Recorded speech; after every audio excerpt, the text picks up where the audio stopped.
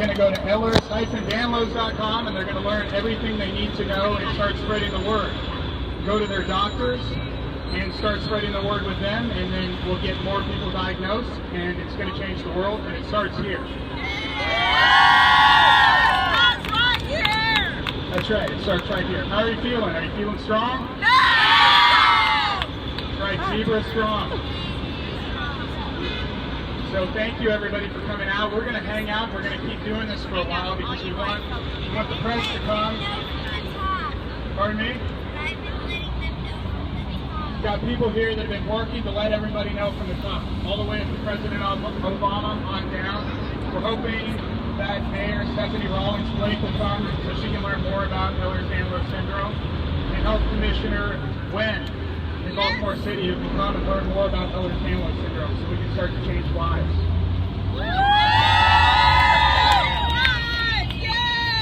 That's right, and we're going to plan to do more things like this. We have to get out. If we want people to know about Ehlers-Danlos syndrome, we have to get out there and we have to bring it to the people. Right. It's about quality of life, right? And it's about early diagnosis. How long did it take you to get diagnosed? Too long, right? How long did it take you to get diagnosed? Too long! One more time. How long did it take you to get diagnosed? Too long! That's right. Some people I heard in the crowd haven't even been diagnosed yet. So we need to change that. There are people walking past us that probably haven't been diagnosed yet, or have family members or friends that don't even know about Ehlers-Danlos syndrome. So everybody, this is what this is about. It's Ehlers-Danlos syndrome. You might not have heard of it, but you've heard of it now. Right here in Baltimore. So what I'm going to do is I'm going to turn it over to my co-executive director, Laura Bloom. She's going to speak a little bit, then we're going to turn it over to our Zebra Sandy if she wants to, our chair. And then we're going to open it up to anybody who would like to come up here and talk for a minute or two about their story with Ehlers-Danlos syndrome. Okay? Okay, so what is Ehlers-Danlos syndrome? It is a multi-system disorder. It hurts every day. It hurts our bodies and it's starting to hurt our minds. It's stopping our quality of life because nobody is listening to how important it is for the awareness and the education of this condition. It's much more prevalent than people think. You probably know people living with this and they don't even know. Do you have pain? Do you have fatigue? Do you have hypermobility? Do you have problems with your stomach? You may have EDS. Go and speak to your doctors about it. Help us to educate the doctors about it. We are a neglected and damaged community, aren't we? Yes! And that's not fair. We deserve so much more. Yes! There's people in this crowd that may not need to be in wheelchairs if they would have get the right diagnosis at the right time, so that they got the quality of life that they deserve. We don't want to be trapped in our bodies anymore, do we? No! We deserve a quality of life. We deserve diagnosis. We deserve management, and we deserve validation. This is not in our heads, it's in our bodies. Why are we zebras? We're zebras because all of our stripes are different, but when you see a zebra, you know it is a zebra. And together, a group of zebras is called a dazzle. Watch us dazzle together. Let's go. It takes too long for diagnosis. If we added up the years that it took for just this tiny, tiny group of people, it would get into the hundreds. That's not good enough. It's genetic. You can be diagnosed from childhood. You should be diagnosed as soon as your symptoms come. We need to change that. We need to educate, and it's time for change now. Thank you everyone for being here today.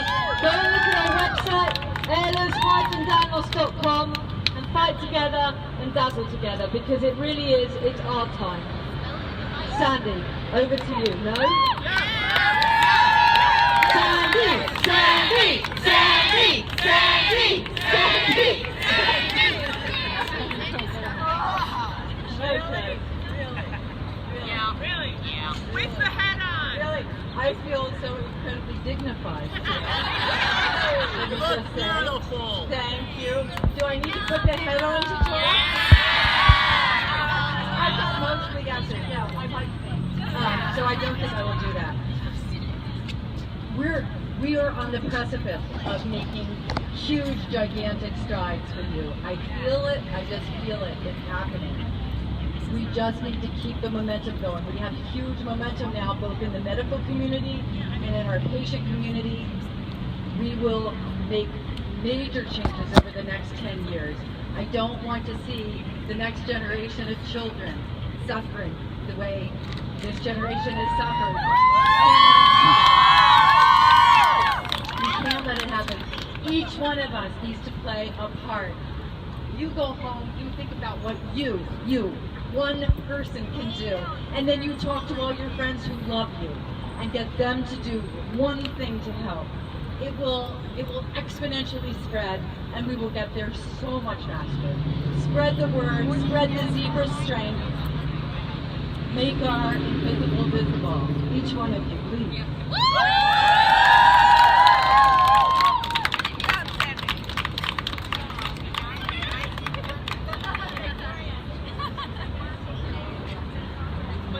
Okay, who wants to come up and tell Baltimore their EDS story? Anybody want to come up? Okay.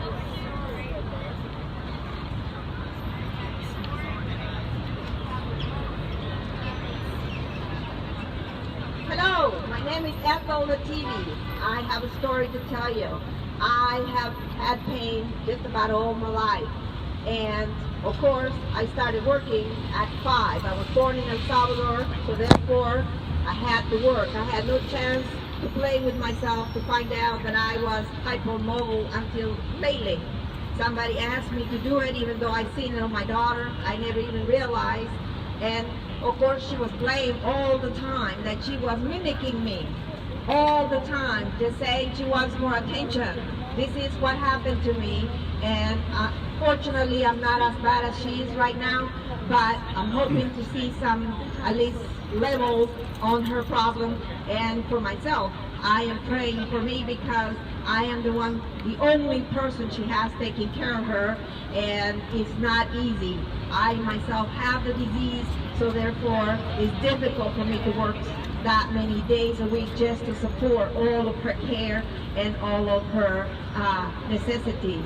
Not that I really mind it. She's my daughter. I love her so much. Otherwise, she would be on the street. How many of us are on the street right now? It is absolutely ridiculous for us to be on the street because we have no support from our family sometimes, or don't have a family for that matter. So it is my story. It is a sad one, but I'm with you, and I am zebra strong. How about for the future Miss America down here? Come and share your story.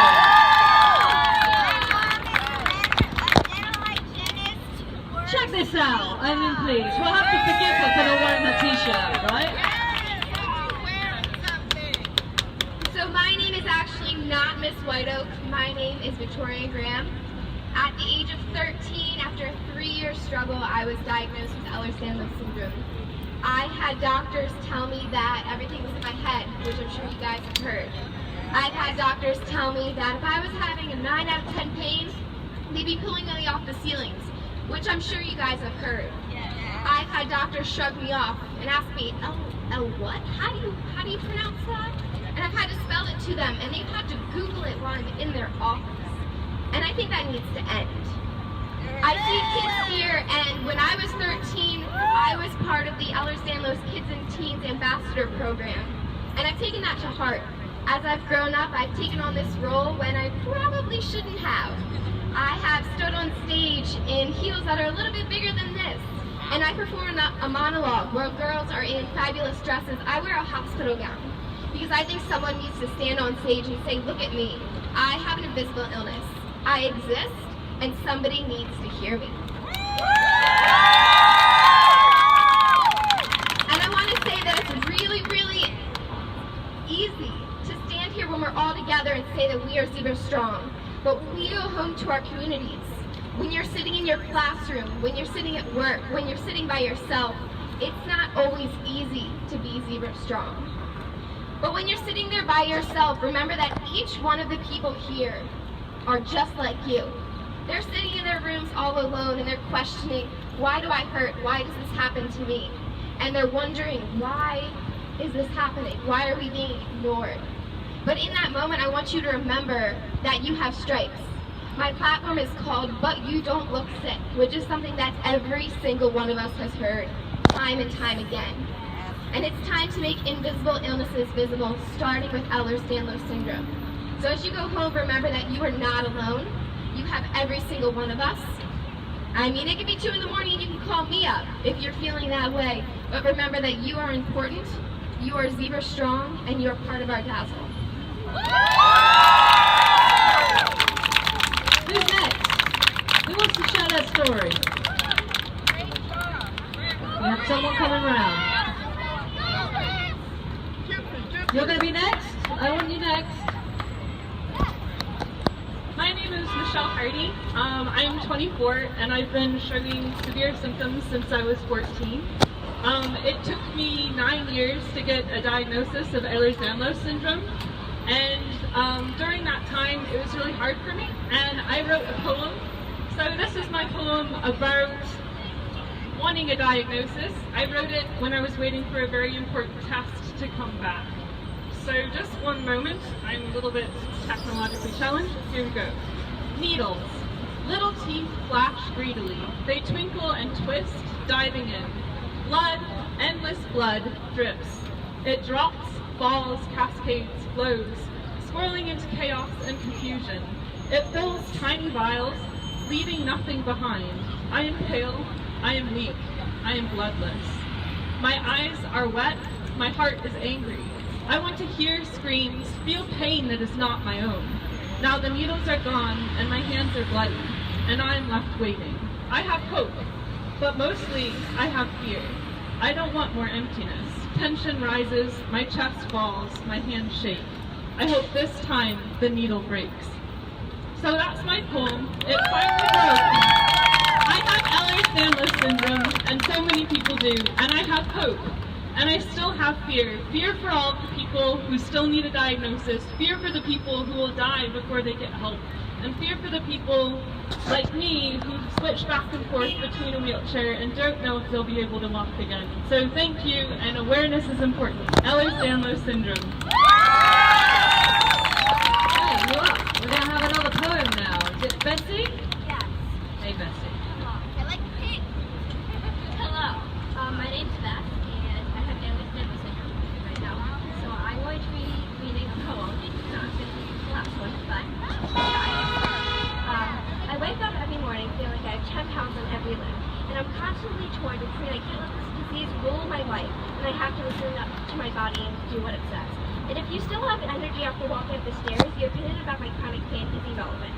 My energy level on any given day is equal to a sloth, and I love to read, but my hands and wrists get too painful to hold the book. And don't even get me started when the doctor says rate your pain on a scale of 1 to 10, because, well, my day is most people's 9s, and which part of my body are you referring to, or is it about the very moment, which day as a whole? I can place my hands flat on the floor with straight legs, but I can't go up the stairs. My pain keeps me up until 4 a.m., so if you ever wake up and need someone to talk to, hit me up. I'm not always in pain, but when I am, it's because I'm awake. I'm tired of all the doctors, tired of the pain, tired of the pills, tired of the stress, tired of suffering, and tired of fatigue, and tired of always being sick. And of course I'm exhausted. I battle my own body every day of my life, and will do for the rest of my life. When they ask you, how did you sleep, you can say like a baby, meaning you woke up every 2 hours and cried.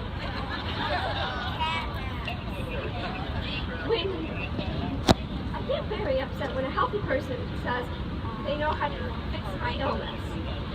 If I woke up one morning and nothing hurt, I would automatically assume I was dead. As my pain increases, my tolerance for stupidity decreases. My friends will say I hate my body, and I will say my body hates me.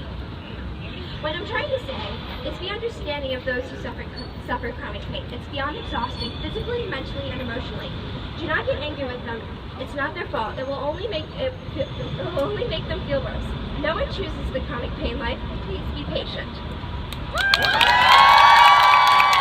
Thank you. We have another little zebra here. What's your name? Michaela. Hi, I'm Michaela Rogers, and I was diagnosed with classical EDS when I was 30. Earlier this May, I had a bake sale for it, and I raised $350.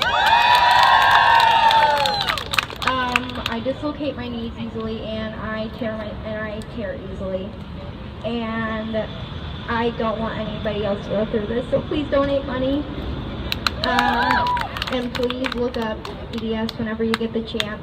Tell those people behind you. Please look up EDS whenever you get the chance.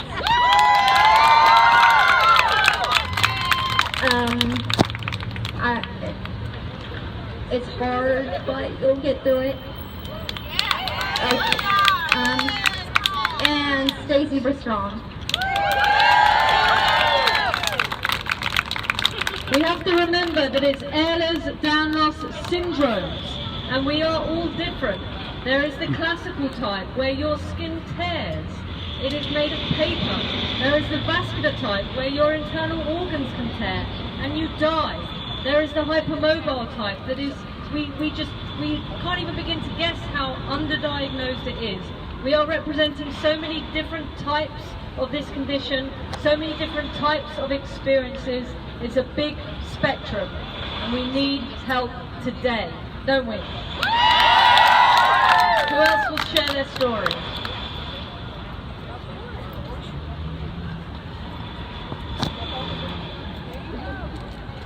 Hi everyone, my name is Nancy. I don't want to tell my whole story because that would have to take a long time. I just say that I started with my first dislocation at the age of 2. I wasn't diagnosed until 2014, August 11th. So yeah, it was a very long stride because when I was born in '82. So yeah. But what I do want to tell you guys is that you know, awareness is very important. I didn't know how I could do it, and I was so frustrated with what things were going on with me, and continued to go on and just continued. And I please walk. But